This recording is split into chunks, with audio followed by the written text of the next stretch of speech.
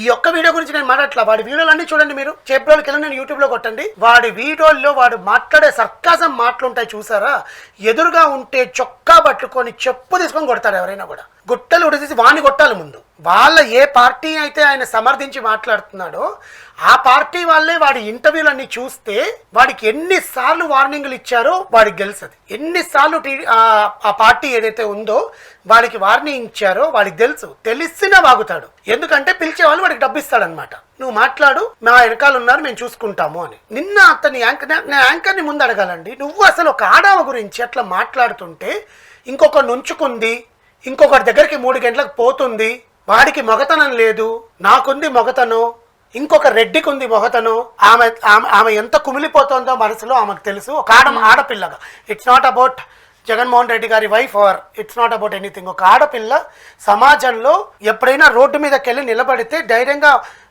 నువ్వు ఇదిరా అని చూపిస్తే నువ్వు ఇచ్చే బహుమతి ఇది ఆడపిల్లకి.